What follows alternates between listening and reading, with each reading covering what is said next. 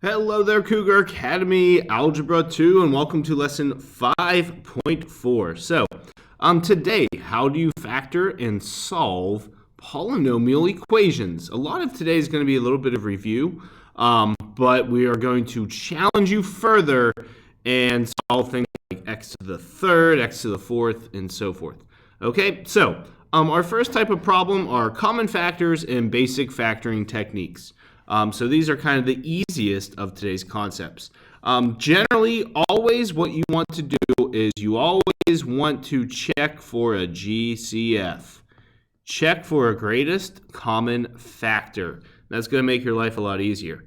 So x to the third, x squared, and 15x, you should remember they all share an x. So I'm going to bring that out, and that will leave me with x squared plus 8x plus 15 equals 0, and we're going to keep on factoring, and that's going to leave us with x quantity. Remember, factors of 15 that add to 8, that's going to be an easy 5 and 3 for us, x plus 5 and x plus 3, and if it's been a little bit since you factored, it's back, so be careful moving forward. Okay, now if you also remember last class, we then took each of these factors and split them up and solved for 0. So we're going to essentially do the same thing. We're going to chop the problem up into 3 parts. 1, 2, and the last one's already kind of there. And essentially you just have x equals 0, x plus 5 equals 0, which means x equals negative 5. And on the right here, x plus 3 equals 0, which means x equals negative 3. So we have 3 solutions, 0, negative 5, and negative 3. 3 solutions, 1 problem. Awesome. Okay, so greatest common factors, always check for that. Moving on, okay, one here, so this one can be a little tricky to see. They all share a factor. Let's imagine this being a 1 right there, okay? So now that's going to be x squared minus 2x plus 1 equals 0. And we still are going to try and factor factors of positive 1 that add to negative 2. Well, it's a little tricky there to see, but we are going to say that's x minus 1 and x minus 1. And that's equal to 0. And we still are going to chop it on up here, boom, boom, boom, and that just means here x equals 0. X is going to essentially be 1, and x also equals 1 here. Now, I want you to specify, notice how these two are the same. That just means that x equals 1 is a double, we call it a double root.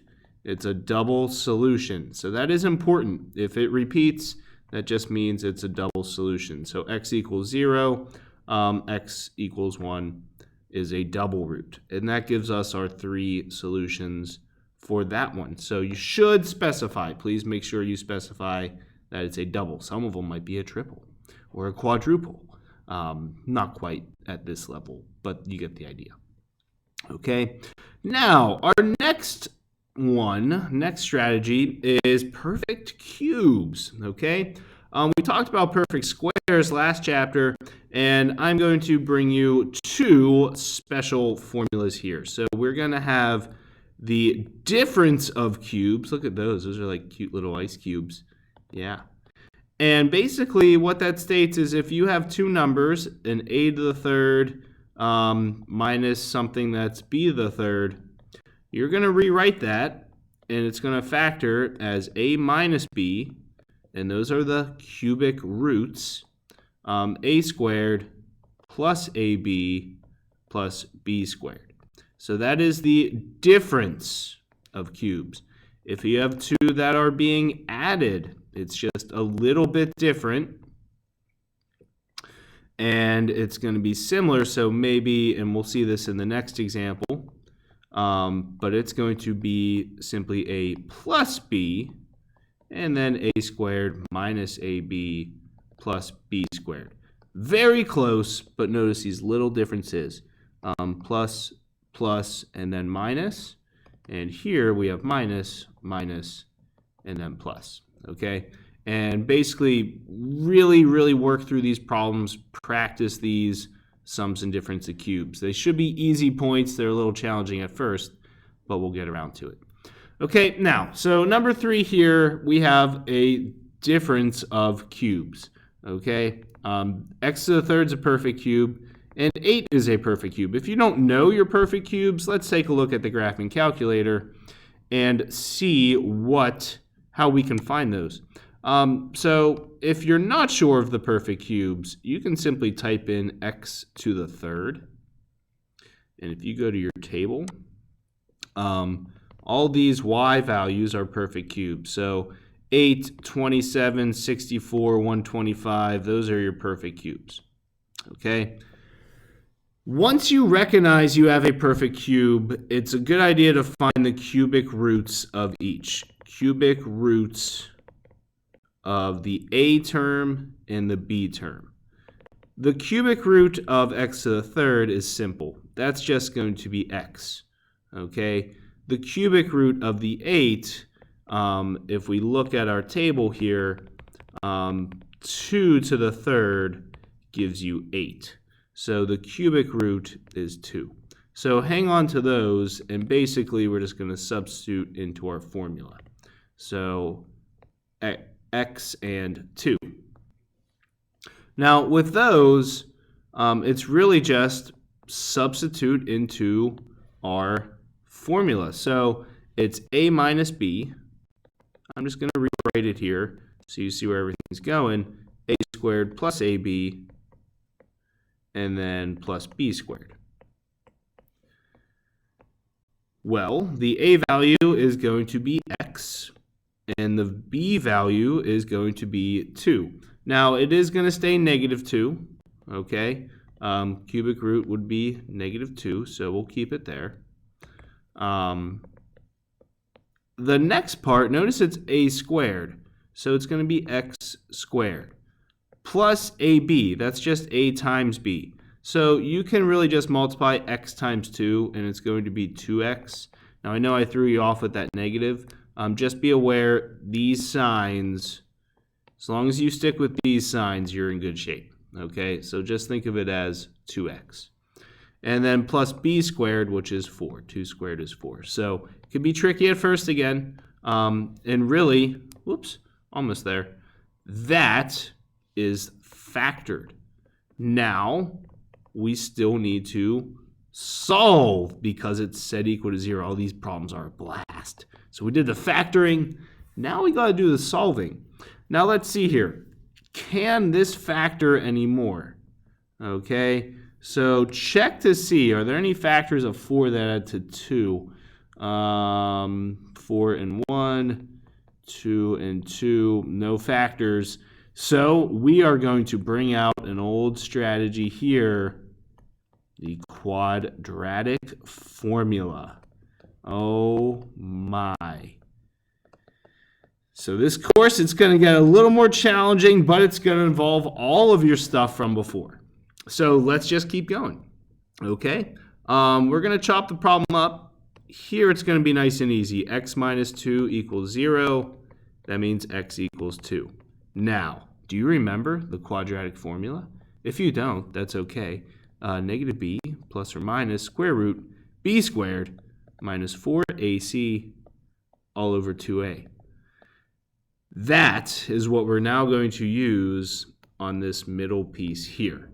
Okay, so x squared plus 2x plus 4. B is going to be negative 2 plus or minus square root b squared, which is 4, minus 4 times a, which is 1, times c, which is 4, all over 2 times a, which is just 1, so 2. And I know you're like, Mr. Jaworski, this is rough. You're just going to have to practice and learn something new, challenge yourselves. It'll be okay. So negative 2 plus or minus square root 4 minus 4 times 4. So again, you might I highly recommend using your calculator on that middle part, 4 times 4 essentially, because we'll get negative 12. Okay, 4 minus 16. All the stuff is starting to come into play. This is negative 2, plus or minus. Do you remember? Negative square root. That means I and roots of 12 all over 2. Now from there, do you remember breaking up square root of 12? That's the square root of 4 times square root of 3, meaning we have negative 2 plus or minus 2i roots of 3 all over 2. Almost there. Take a deep breath. It'll be okay. And we can simplify further, making this negative 1 plus or minus I roots of 3. Okay? Now, you're essentially done with this problem. So take a deep breath. You're good. X equals 2. That's one solution. Here are 2 others. Okay? So since it's plus and minus, there's really 2 more solutions there. So those are all of the solutions for that problem. You guys just loved that, I bet. But wait, there's more. Number 4, let's try it out. Okay, so it's very similar, only with 8. Let's tweak this. Let's make it 27. But Mr. Dvorsky, I already have it. It'll be okay. It's the same process, addition, 27. It's still a perfect cube. So now we are going to use the sum of cubes. So let's start from the top. Okay, cubic roots. Find those cubic roots. And that's going to be x and 3. From there, put into the formula. Now, if you need to reference it, that's okay. I'm going to carry through here, and I know it's going to be the same sign, and then x squared, 3 times x, actually minus 3 times x. Come on. And then plus 9 equals 0. Alrighty. Again, just use the formula. Use the force. All right. Factors of 9 to add to negative 3. We are going to need the quadratic once again. It's your buddy. X plus 3 equals 0. Here's the easy solution. You're like, oh, that's great. That's nice. Over here, just get used to the quadratic. Negative b, so 3 plus or minus square root.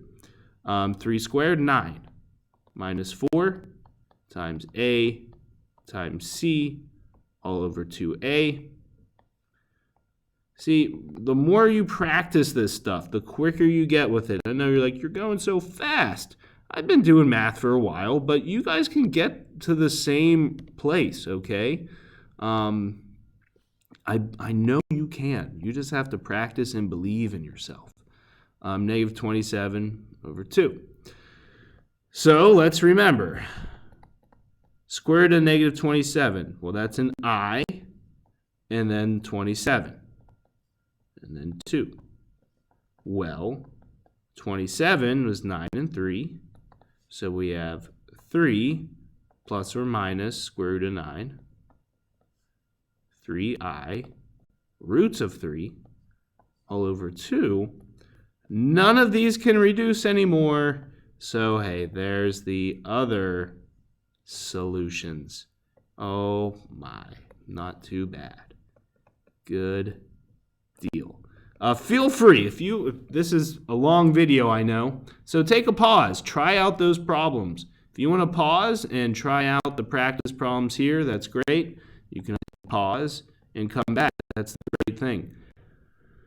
I am now going to move into factoring by grouping, though. So solving by grouping. And these ones are actually a little easier. So these next steps, I promise it's a little easier.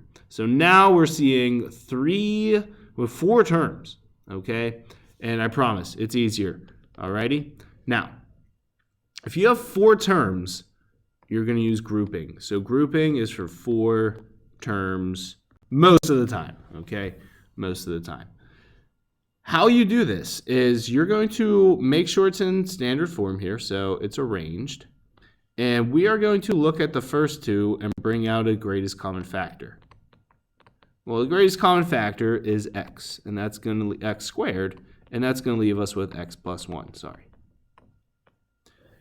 Now, the greatest common factor amongst these two, if it's negative, we're going to bring out a negative 4.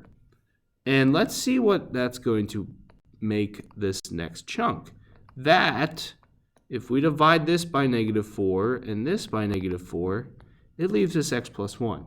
Notice how these are the same, and that makes us happy. You want those to be the same. So those have to be the same parentheses. Not one plus, not one minus, exactly the same. What ends up happening next is the x squared minus 4, that becomes one of the factors, and then the x plus 1 becomes the other. And we are still set equal to 0 because we're solving. From there, try and factor more. X squared minus 4. Hey, there's our difference of squares. So a lot of stuff coming back here. Difference of squares. That's a square. And x plus 1. And no quadratic for this one. It's just a nice equals 2. X equals negative 2. And x equals negative 1. I just chopped this up and solved, setting each equal to 0. Okay, so that's grouping in a sense. Let's take a look at another one. Okay, and grouping, again, hopefully you find it's pretty easy compared to the other methods. Let's take a look. X to the third plus 5x squared, they each share an x squared. It's going to leave you with x plus 5. What do they share here? A 3. And again, it's going to leave us with x plus 5. That makes us very happy. Happy, happy. So what do we have? X squared plus 3. And then x plus 5. Those are the factors. Okay. This one, just a little extra trick here. No quadratic, so don't panic there. When we split up this right-hand side, x plus 5 equals 0, we get x equals 5, negative 5. When we split up this, let's just think of it a little easier here. There's different methods to solve, but if we simply set x squared equal to negative 3, we can use square roots and just square root each, and then have x is equal to plus minus square root of negative 3, which is plus or minus I roots of 3. So lots of little areas you can make mistakes, and these practice problems coming up are essential to learn this. So if you're getting most of this stuff, great. If you're just missing the last step or two, practice and check out the answers that follow. But great job working through these. Our last two, okay, last two examples, solving in quadratic form. These ones look similar, but there's just a little bit different. Notice we have x to the fourth, x to the fourth. So these ones, we are still looking at factors of 2 that add to 3. Only now we're going to consider x squared and x squared. So as we factor this, it's really pretty simple. X squared, and factors of positive 2 that add to negative 3 are negative 2 and negative 1. So minus 2 and minus 1 equals 0. And more presents, all about presents today. Notice what we have, not a difference of squares, close. Here is a difference of squares. So that can factor more. On the left, we're just going to have to solve that with square roots. And we can almost finish this one up. So we're getting through, almost there. Let's solve this hard one first. So x squared equals 2. Imagine it's equal to 0. Which means when we square root it, x equals plus minus roots of 2. So there are 2 solutions right there. The next one, that's going to be simply x plus 1 equals 0. X equals -1. Isn't that nice? And the last one, x equals +1. Awesome. So quadratic form, it's in quadratic form essentially, only with squares. Okay? Last example. You guys got this. You earned a little break after this today. Try it. Why don't you pause and try it out? Try. Okay? If you're not comfortable, I'll lead you through. X squared and x squared. Let's just think of that. 16 that add to 10. Oh, that's going to be 8 and 2. Alrighty. X squared plus 8. X squared plus 2. And that's going to equal 0. Cool beans. None of those factor more. But, hey, this one's actually pretty easy. We can just chop it up. Chop, chop. Which means we have x squared equals -8. And x squared equals -2. And all these solutions are going to come out to be imaginary. Square root, x equals plus or minus I roots of 8. That's good.